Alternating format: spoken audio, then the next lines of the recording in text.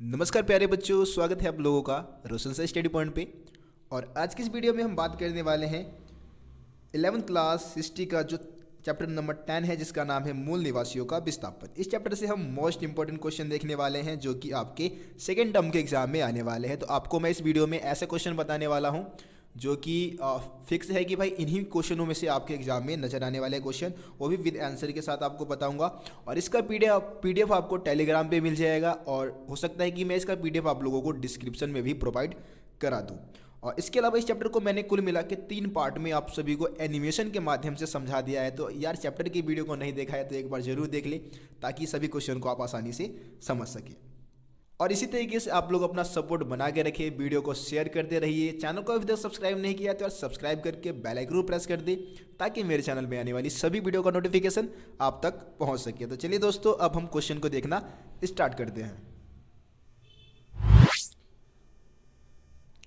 So guys, जो हमारा first question है वो है नेटिव यानी कि मूलवासी। ठीक है, मूलवासी कौन होते हैं, मूल निवासी होते कौन है, सबसे पहला क्वेश्चन आपका ये है। तो देखो, मूल निवासी वो लोग हैं जो जिस जगह पे पैदा हुए हैं ना, उसी स्थान पे बहुत लंबे समय से रहते आ रहे हैं। तो वो क्या हो गए, मूल निवासी हो गए। यानी कि जैसे कि हम भारत में आदिवासी लोगों की बात करते हैं जो कि जंगलों में रहते हैं, और आदिवासी लोग ही क्या है, क्योंकि वो जंगल मतलब वहीं पे पैदा हुए हैं और वहीं पे लंबे समय से रहते आ रहे हैं, तो हम भारत में उनको आदिवासी लोगों को मूलवासी कहते हैं। यानी कि मूलवासी हर वो व्यक्ति हो सकता है जो जहाँ पे पैदा लिया है और वहीं पे लंबे समय से रहते हुए आ रहे हैं। तो ये आपका शॉर्ट क्वेश्चन हो गया। ठीक है, शॉर्ट में आ सकते हैं क्वेश्चन आपके। उसके बाद हम आबादकार की बात कर लेते हैं, जिसको हम सेटलर भी कहते हैं। सेटलर होते कौन है, आबादकार कौन होते हैं।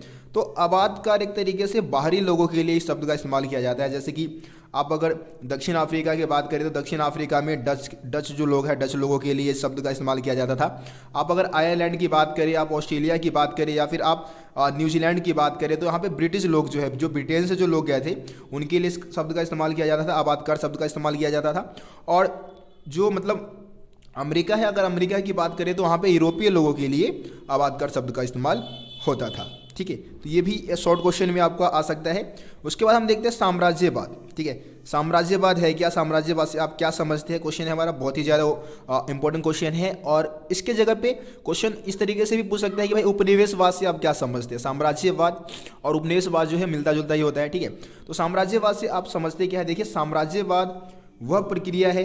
ठीक है, साम्राज्यवाद क्या है, एक प्रक्रिया है या वह प्रक्रिया है जिसके द्वारा कोई देश क्या करता है, अपनी सीमा के बाहर किसी क्षेत्र के आर्थिक और राजनीतिक मतलब किसी क्षेत्र की सीमा पर क्या करता है, अपने देश से बाहर की जो सीमा है उस पर आर्थिक और राजनीतिक रूप से नियंत्रण स्थापित कर लेता है। तो उसको हम क्या कहते हैं, साम्राज्यवाद कहते हैं। अब जैसे कि एग्जाम्पल के लिए आप यहाँ पे ब्रिटेन की बात कर सकते हैं, आप पुर्तगाल की बात कर सकते हैं, आप डच जिसको हम हॉलैंड भी बोलते हैं उसकी बात कर सकते हैं, आप फ्रांस की बात कर सकते हैं, आप स्पेन की बात कर सकते हैं। तो ये ऐसे देश थे जिन्होंने क्या किया था, साम्राज्यवाद को बढ़ावा दिया था। यानी कि अपनी देश की सीमाओं का विस्तार करने के लिए दूसरे देशों को आर्थिक और राजनीतिक रूप से गुलाम बनाना शुरू कर दिया था। ठीक है, तो ये चीज़ आपको साम्राज्यवाद में बताना है। उसके बाद हम गोल्ड रश की बात करते हैं, जो कि इस चैप्टर का सबसे ज़्यादा इंपॉर्टेंट क्वेश्चन है। और मेरे हिसाब से क्वेश्चन जो है फिक्स है, आपके सेकेंड टर्म के एग्जाम में जरूर ये क्वेश्चन नजर आएगा। ठीक है ना, गोल्ड रश है क्या, और गोल्ड रश ने अमेरिका के विकास में क्या योगदान पहुंचाया है, क्या योगदान दिया। ठीक है, तो यहाँ पे मैं आपको बता देना चाहूँगा कि भाई यूरोप के जो लोग थे, सबसे पहले हम यहाँ पे गोल्ड रश का मतलब बताना है, गोल्ड रश है क्या। ठीक है, तो यूरोपीय लोगों को इस बात की आशा थी, मतलब इस बात का पता था उनको कि जो अमेरिका है ना, उसके धरती के नीचे क्या है, सोना है, मतलब गोल्ड है। और 1840 में क्या हुआ, 1840 में संयुक्त राज्य अमेरिका में एक राज्य है कैलिफोर्निया। अब कैलिफोर्निया में क्या हुआ, यहाँ पे सोने के कुछ चिन्ह मिले, कुछ सबूत मिले, और इसी ने क्या किया, गोल्ड रश को जन्म दिया। ठीक है, अब गोल्ड रश एक तरीके से वह प्रक्रिया थी जिसके माध्यम से हजारों की संख्या में यूरोपीय लोग कहाँ चले गए, अमेरिका चले गए। किसकी प्राप्ति करने के लिए, सोने की प्राप्ति करने के लिए, अमीर बनने के लिए। ठीक है, तो ये चीज़ आप यहाँ पे बताएंगे। उसके बाद हम बात करते हैं कि गोल्ड रश ने अमेरिका के विकास में क्या योगदान दिया। तो देखो, गोल्ड रश के चलते क्या हुआ, पूरे अमेरिका में रेलवे लाइन का विस्तार किया गया, रेलवे लाइन का निर्माण हुआ, और यहाँ पे काम करने के लिए चीन से श्रमिकों की नियुक्ति की गई, मतलब चाइना से श्रमिकों को मंगाया गया। इसके अलावा अगर हम बात करें संयुक्त राज्य अमेरिका की, तो संयुक्त राज्य अमेरिका में रेलवे का जो काम था वो 1870 में कंप्लीट हो गया था और कनाडा में ये काम 1885 में कंप्लीट हुआ था। ठीक है, तो ये चीज़ आप यहाँ पे बताएंगे। इसके अलावा गोल्ड रश के कारण क्या हुआ, उद्योग धंधों का विकास हुआ, नई नई फैक्ट्रियाँ लगाई गई और गोल्ड रश के कारण खेती का भी विकास हुआ। तो ये चीज़ आप गोल्ड रश का अमेरिका के विकास में क्या योगदान था उसमें आपको ये सारे पॉइंट्स बताने हैं। उसके बाद हम क्वेश्चन नंबर 5 देख लेते हैं। क्वेश्चन नंबर 5 है कि मूलवासियों को उनके ज़मीन से बेदखल कैसे किया गया, जो कि उत्तरी अमेरिका के जो मूलवासी थे वहाँ की हम बात कर रहे हैं इसमें, तो उनको ज़मीन से बेदखल कैसे किया गया। देखो यहाँ पे कुछ पहला पॉइंट लिखा गया है कि जैसे जैसे संयुक्त राज्य अमेरिका में क्या हुआ, बस्तियों का विकास हुआ, मतलब नई नई बस्तियाँ बनाई गई, ज़मीन की बिक्री के समझौते पर क्या किया गया, मूलवासियों से दस्तखत करवा लिया गया, हस्ताक्षर करवा लिया गया और उनको अपने ज़मीन से हटने के लिए प्रेरित किया गया, मतलब उनको कहा गया कि वो अपने ज़मीन को खाली कर दे। ठीक है, अब क्या था कि उनकी ज़मीन की दी गई कीमत क्या होती थी, बहुत ही कम होती थी, है ना। कई बार यूरोपीय लोग क्या करते थे, धोखाधड़ी करके उनके ज़मीन पर कब्जा कर लिया करते थे। और इसके अलावा एक यहाँ पे सबसे बढ़िया एग्जांपल आप जॉर्जिया का दे सकते हैं। जॉर्जिया में एक कबीले का नाम है जिसका नाम है चिरोकी कबीला। क्या नाम बोला मैंने, चिरोकी कबीला। ठीक है, अब चिरोकी कबीला एक ऐसे मतलब ऐसे कबीले के लोग थे, ऐसे मूलवासी थे जिन्होंने सबसे पहले अंग्रेजी सीखने की कोशिश की थी और जो अमेरिकी जीवन शैली थी उसको अपनाने की कोशिश की थी। ठीक है, परंतु इन लोगों को भी क्या किया, जो चिरोकी कबीले के जो लोग थे इनको भी नागरिकता संबंधित अधिकार से वंचित रखा गया था। तो ये पॉइंट आपको यहाँ पे बताना है। उसके बाद हम 4th पॉइंट देखते हैं। 4th पॉइंट में आप बताएंगे कि अमेरिकी फ़ौज ने क्या किया, चिरोकियों को उनके भूमि से बेदखल कर दिया। ठीक है, अमेरिकी फ़ौज को एक तरीके से ऑर्डर दिया गया था कि जो भी चिरोकी कबीले के लोग हैं उनको उनकी ज़मीन से बेदखल किया जाए और लगभग 15,000 चिरोकी कबीले के जो लोग थे उनको अपने इलाके छोड़ के जाने पड़ गए थे, मजबूर हो गए और 1/4 तो भाई अपनी आंसुओं की राह में, मतलब रास्ते में चलते चलते ही मौत के मुंह में चले गए थे। तो यहाँ पे ये समझ में आता है कि भाई मूल निवासियों के साथ यूरोप वासियों का बिल्कुल भी व्यवहार अच्छा नहीं था। अब यूरोप के जो लोग थे वो मूलवासियों पे आरोप क्या लगाते थे, मतलब क्या आरोप लगा के उनको ज़मीन से बेदखल करते थे। तो यूरोपवासी कहते थे कि भाई मूलवासी ज़मीन का इस्तेमाल करना नहीं जानते हैं, उनको ज़मीन का इस्तेमाल करने नहीं आता है। ठीक है, मूलवासी क्या है, आलसी है ना। अंग्रेजी सीखना, ढंग के कपड़े पहनने में बिल्कुल भी दिलचस्पी नहीं लेते हैं, अंग्रेजी सीखना ही नहीं चाहते हैं, अच्छे कपड़े नहीं पहनना जानते हैं। कुल मिलाकर कहने का मतलब ये था अंग्रेज़ों का या फिर जो भी यूरोपीय लोग थे उनका कुल मिलाकर कहने का मतलब ये था कि ये मर खपने लायक ही है, इनको मर ही जाना चाहिए, जिंदा रहने का कोई मकसद ही नहीं इनका। ठीक है ना, तो इस तरीके से उनको ज़मीन से बेदखल किया गया था। ये सारे पॉइंट आपको इस क्वेश्चन में बताने हैं। उसके बाद हम क्वेश्चन नंबर 6 देखते हैं। क्वेश्चन नंबर 6 है, ऑस्ट्रेलिया में मानव निवास के इतिहास का वर्णन करते हुए वहाँ के मूल निवासियों की विशेषता बताइए।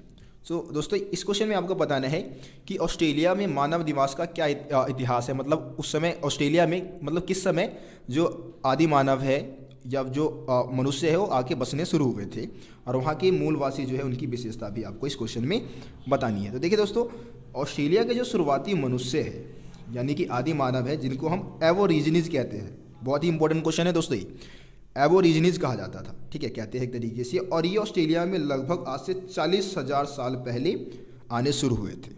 ठीक है, ये ऑस्ट्रेलिया के इतिहास में ऐसा लिखा गया है। अब वे आए कहाँ से थे, तो ऑस्ट्रेलिया से जुड़ा हुआ एक भू सेतु है, भू सेतु समझते ना, जमीन से जुड़ा हुआ पुल है। ठीक है, जमीन से जुड़ा हुआ पुल था, भू सेतु था, न्यू गिनी, वहाँ से आए थे। कहाँ से आए थे, न्यू गिनी से आए थे, ये चीज़ आप याद रखिए। इसके अलावा मूल निवासियों की जो अपनी परंपरा है उसके अनुसार ये कहते हैं कि भाई हम कहीं से आए नहीं थे, है ना। मूल निवासियों की अपनी परंपरा के अनुसार वो कहीं से आए नहीं थे, बल्कि शुरू से ही वहीं पे रहते हैं, मतलब शुरू से ही ऑस्ट्रेलिया में ही रहते हैं, ऐसा इनका कहना था। ठीक है, लेकिन जो यूरोपीय मतलब जो इतिहास है, ऑस्ट्रेलिया का इतिहास है, उसमें ऐसा कहा जाता है कि ये न्यू गिनी से आए थे।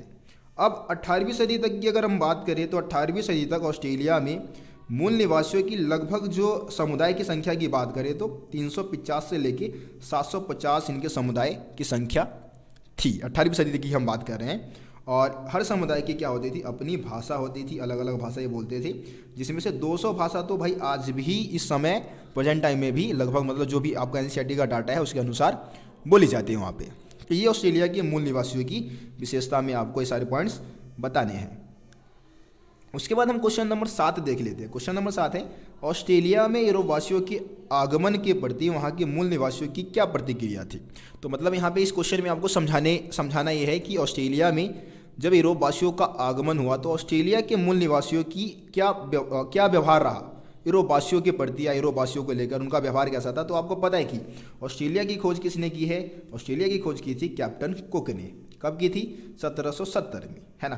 तो शुरुआत में क्या था, कैप्टन कुक और उनके साथियों का जोरदार स्वागत करते हैं वहाँ के मूल निवासी, मतलब दोस्ताना पूर्वक व्यवहार था। व्यवहार कैसा था, दोस्ताना पूर्वक। लेकिन हुआ क्या, एक मूलवासी ने क्या कर दिया, कैप्टन कुक की हत्या कर दी, है ना, जिससे कि ब्रिटेन के जो लोग थे पूरा उनका रवैया जो था वो बदल गया, उल्टा हो गया, है ना। पहले तो दोस्ताना पूर्वक व्यवहार था, कैप्टन कुक भी कहता था कि हाँ भाई ऑस्ट्रेलिया के जो मूल निवासी है वो काफ़ी ज़्यादा अच्छे हैं। लेकिन अब क्या हुआ, उनका जो रवैया था वो पूरी तरीके से बदल गया, है ना। इस घटना के प्रयोग कर अंग्रेजों ने ऑस्ट्रेलिया के मूल निवासियों को क्या घोषित कर दिया, एक तरीके से हिंसक घोषित कर दिया। उनका कहना यह था कि भाई ऑस्ट्रेलिया के मूलवासी क्या है, हिंसक है, ठीक है। तो ये क्वेश्चन में आपको 4 पॉइंट बताने हैं। सो दोस्तों, ये आपका जो चैप्टर नंबर 10 है जिसका नाम है मूल निवासियों का विस्थापन, ठीक है।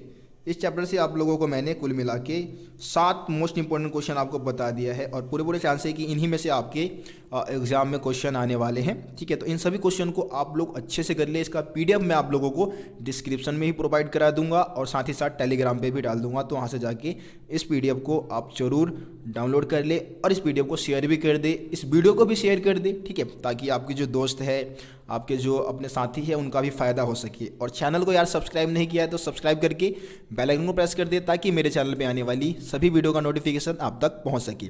और आगे की जो वीडियो है आपको बहुत ही जल्द प्रोवाइड कराया जाएगा। और रोशन सर स्टडी पॉइंट पे आप लोगों को अब ज्योग्राफी, फिजिकल एजुकेशन, हिंदी जैसे जो सब्जेक्ट है उसका भी सिलेबस कंप्लीट करवाया जाएगा। तो चैनल को तो यार जरूर सब्सक्राइब कर ले आप लोग। तो चलिए दोस्तों, मिलते हैं फिर आप लोगों से अगली वीडियो में। तब तक के लिए जय हिंद, जय भारत।